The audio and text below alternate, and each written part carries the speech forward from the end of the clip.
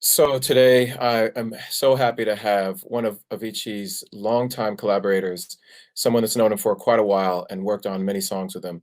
Um, Coming all the way from Sweden, this is songwriter, producer, musician, Carl Falk. Hi, Hi, Carl. how are you? Hi, thanks. I'm good, thank you. How are you? I'm good. I'm good. Great. Thank you so much for participating and joining me in this.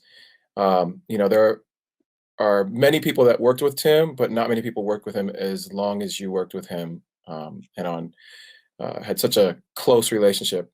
From what I understand, you met him in 2010. What did you know about Tim even before you met him? Did you know about his music? Um, I mean, of course, I listened to um, a lot of his music, like like most people did, and I was really curious about like how this guy did his music in what kind of way and how his process were, just by listening to his music and the way he used organic instruments with electronic instruments, and that genre he was developing at the time was something that I was instantly interested in. Right. What was if you can remember, what was the first song that you might have heard? I imagine in Sweden, maybe folks knew of Tim before the rest of the world, or am I wrong about that? Um, for me, I think it was there was a first there was a rumor about this Levels song that people were talking about. I don't know who mentioned it the first time, if it was someone at Interscope or something when I was living in Los Angeles, but it was that I think that was the first song that I heard that that I thought was melodically, especially, really something that's like, oh, Hmm. this is such a class melody, and you know, Absolutely. I think, that's definitely the song that made me recognize Tim's uh, genius and his ability with production. mm, Bromance was out there, but I didn't connect it a name with an artist yet. With the sound, it was just a song that I'd hear as I was traveling or wherever I was. mm. Um, did you uh, did you end up meeting Tim for the first time in a studio, or was it outside of a studio? Um, I think the first time that me and Rami met him was when I think I was introduced to him by Ash and Johnny Tenander, who was working at the Sony ATV, or I think might have even have been EMI Publishing at the time. But he just said, "You got to meet this guy, and I know you guys would do good things together." So he stopped by the studio, and it was one of those, instant love, when you instantly felt the connection to this guy. He was, he was as much of a sound geek that I was, and it was one of those where you just jumped in on something, and all of a sudden, we became friends, and both me and Rami just, you know, loved him. Yeah, did you guys, when you're in the studio working on stuff, one thing I didn't necessarily experience with Tim was him on any of the instruments. He didn't feel comfortable on the keys, so I brought in my friend Peter Dyer to help. Kind of, we were working on some songs, and Peter was on the keys doing some things. That was with sessions with Nile Rodgers. But from what I understand, like he could actually play guitar, he could actually play keys. Yeah, I mean, he was what he liked, I think, what he liked about our relation was that I could just provide him with with tools, like, or bring him an endless amount of chords or melodies, or let's play it on guitar, let's play it on piano, let's, he could just like throw out all the ideas he had in his head, and I could, we could try it out. And I think he liked that. And he even like, yeah, what about this? What if you play guitar like this? What if you play with the with the with a coin instead of a pick, instead of a pick? What would It's that for sound different like? texture. Oh, that's Yeah. beautiful. I mean, I love that. That's kind of the way that I like to produce too, because I'm not the best on any of the instruments. So Mm. someone like you, Carl, who has complete facility with these instruments and the chords and the melody, it makes it so much easier. And I can see the kind of relationship you would have had with Tim in the studio, because I know his energy with melody and wanting to grab something that he's hearing and put it down so quickly. You'd be right there to hear him kind of sing through it and play it. Yeah, but it was also, I don't know if you had that experience as well, because, you know, obviously you could do the same thing with vocals. Just, you know, I mean, he tried to sing so much, and both me and Rami was like, Not oh, really. Yeah. you know, and it, you know, but you still had to, you knew it was something in there that was gonna be really good after a while. You know, he was such an intense person also, so he couldn't let things go. So even if I knew like this melody is not going to be the one, we still had to go through the whole 3 hours of tweaking it, trying it out. You know, you had to go the whole way, the Yeah, whole but 360. for him, like that melody, even though you might have worked on it for so many hours and didn't use it there, it might show up somewhere else. And that for him was the process that that's going to be frustrating, because it's not working for this song. Yeah. But I think as a songwriter, as a creator, he would just recognize, okay, this is going to be valuable somewhere. I'm not going to stop until I've got something, and then I'll just tuck it away. Yeah. Yeah. It's I mean, it was probably that part was probably his like obsession also, not necessarily just a good thing, but it could also be, you know, when it was, you know, when it was 4 in the morning, 6 in the morning, 7 in the morning, you're like, Tim, let's Yeah. give up. I think It was impossible. It was that's impossible. ultimately what happened with SOS. Like, I heard that uh, from the producers that he was working with, that they just ended up mashing together two separate songs, Hmm. which I thought was really interesting. And that I think that's ultimately what happened with the song that I did with him. Geez, it was another one of the songs that made it Hmm. on the True album, but parts that came in that I wasn't expecting, a whole other singer, and just interesting. An interesting combination of production, not just using instruments as production, but other vocalists and other lyrics as production. Yeah. What were if you can list like some of the songs and talk about the songs that you worked on with Tim? I think we started out. Let's see. There's been a lot of them. That didn't that hasn't That haven't didn't have never been. I know exactly. Same with me, but But I mean, we did quite a few on the road trip that we did with him, and a lot of other writers and producers. We did Without You during that road trip, and also Sons of Jesus and Broken Arrows. I did with him, and Fades Away, Bad Reputation, Anything. Yeah, and then we did the whole Madonna album, me and Tim and Salim and Vincent and Rami. So there's been quite a few of those. We did this Santana collaboration during the World Cup for the World Cup anthem with Santana and Wycliffe, and so it's been in a lot of different forms, and that's been the fun part of it also. That there were no boundaries. There were songs, and some of them turned out to be Avicii songs, and some of them didn't. But it was still the passion for creating music that was those magical moments that I had with him, And I think being Avicii was just like, okay, but someone has to do the songs, so I'll do it. But as you know, his main, like what he loved was being in the studio,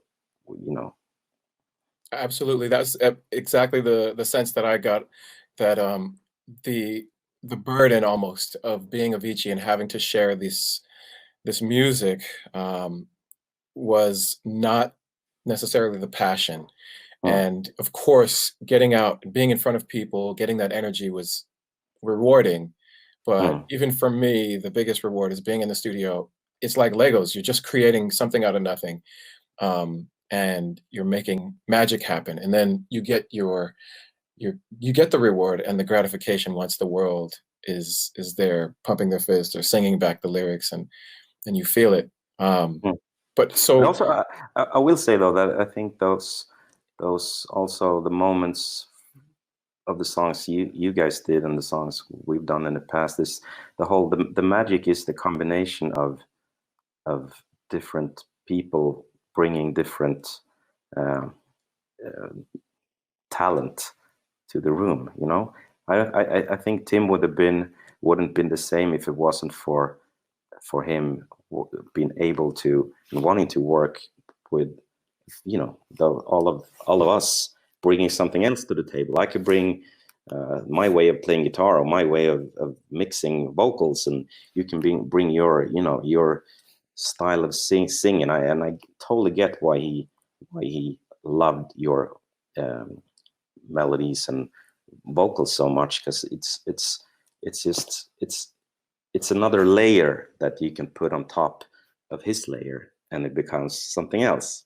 Same with him and Chris Martin. You know, it's the magic combination. Sometimes it's unbeatable. I noticed you mentioned about the kind of combination of sounds that he liked to use, basically talking about kind of the folk and soul blue notes with kind of the Germanic folk Schlager. And can you talk about that combination? Yeah, because it was a lot of times I was not forcing him, but you know, you bring ideas and he brings ideas, and then you end up in the middle, and you mash up your ideas to become something unique. But some of them is also how would I say, he was kind of limited in what he liked also. So it was some of those, if it wasn't simple enough, he didn't get it. But it had to be really simple at first, but then he would add his, you know, those notes that he likes, and his Avicii effects and booms and sweeps and kicks and sounds, and all of a sudden it's like, okay, now it's mine. Right.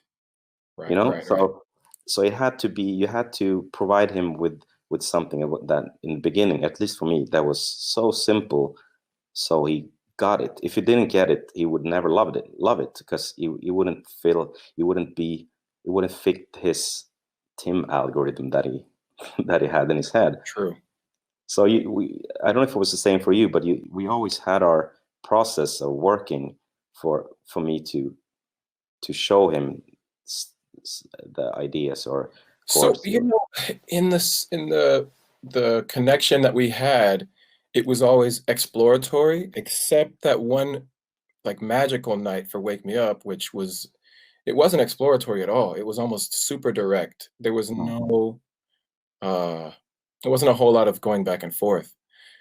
In the second session for Wake Me Up, when we retracked the vocals, we had to perfect some of the ad-libs. And so that's what you see in the documentary, where we're choosing a better ad-lib than another, or a better run than another. But for the most part, it was very exploratory, and I didn't get into a situation where I was like battling with him over, you know, a melody or an idea. I don't think we had worked enough to get to feel comfortable at that point. I think for sure he was still kind of respecting me and like being, you know, being calm and cool, and I was respecting him and being calm and cool. But I imagine after you guys, for like having known each other for, you know, 5-6 years and still working, you could get in there and be like, nah, we should try something different, and he would say, no, we're gonna do this. Yeah, we had so many arguments, and it was also part of it, because, you know, because it was in the beginning, it was me and Rami and Tim most of the time. So me and Rami worked so much together, like every day for so many years. So we knew how to get, you know, how we would get your way. Yeah. Oh God. Because you know, we were looking at each other and like, all right, here we go. And he would move those notes a tiny bit, you know, and it was 2 hours, and I was still moving it, Right. and Are you we were talking like, about in FL Studio, yeah. moving the notes? Yeah, yeah. Um, but it had to be that way, and it was fine. But it was really frustrating because we would get in a lot of arguments, and because he was so stubborn also about, Mhm. you know, having it his way until proven wrong, if you know what I mean. I get it. I get it. So it was a lot of those, like, not fights but arguments, and it was sometimes it was like, okay, let's Tim, we're gonna go home now. You'll see you in 10 hours, and you know. But Right. it's yeah. So what have you what was the development of the Tim album like for you? I know that making those decisions without Tim there was really hard. Um, do you feel like s- you got it? You got it right.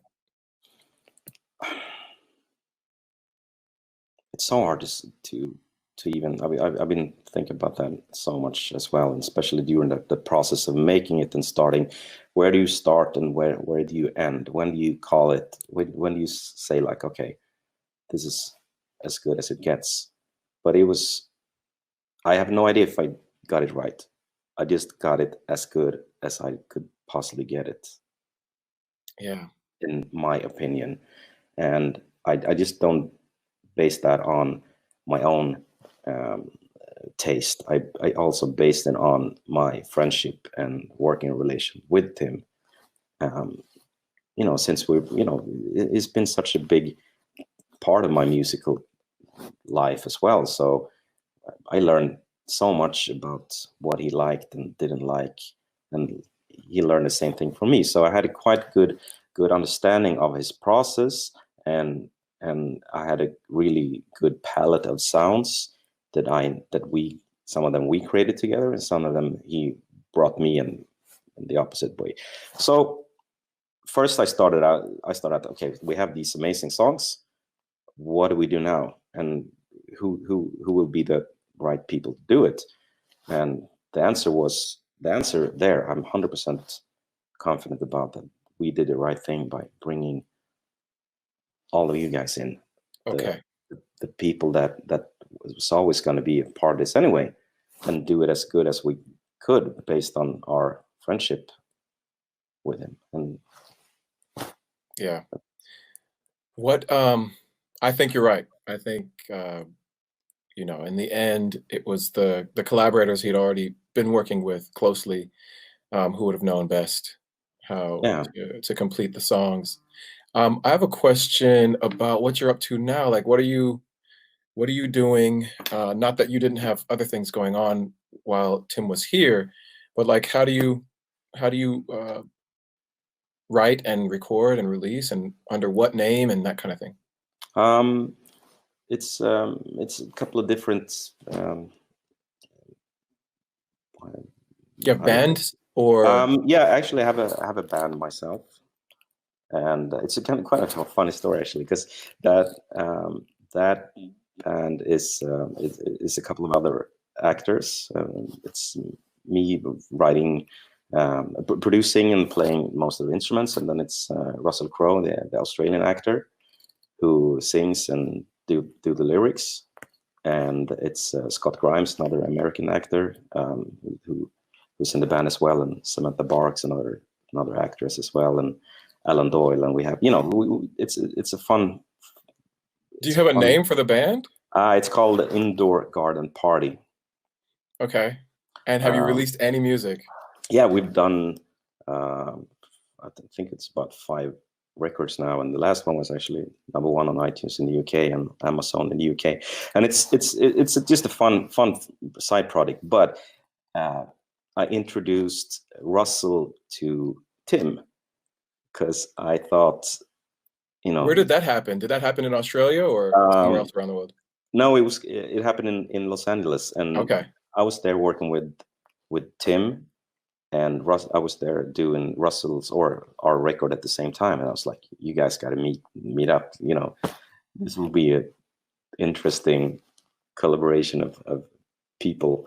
So I introduced Russell to Tim, and they spoke. And I think Tim even sent him a song, Unbreakable. It wasn't released. I think we had Bon Jovi on the vocals at that time, and Russell was going to re-record it, and even Tim invited us to Las Vegas to see one of his shows, and we were all sitting at Katana in Los Angeles, and like, okay, should we just go? Me and Russell and Russell's wife and a couple other people, and last minute Russell was just, no, fuck it, let's just stay home. And So you didn't go? No, we didn't go, but it was going to be a fun collaboration though. They never got a chance to meet, unfortunately, but interesting. Okay, well, that's one for the history books. Yeah, but apart from that, it's I write and produce under my own name. Call Falk. Yeah, and I try to do as much different projects, different styles, different genres as possible, which is the fun part about doing what I do. I think it's always the fun part about music, is being able to go in any direction that you want with no limitations. And that's ultimately what I think Tim lived for, was being untethered and just creating from his heart however he wanted. Thank you so much, Carl, for your time. Thanks for joining me in this tribute to Avicii, to Timberg. Thank you. Take care. Bye-bye.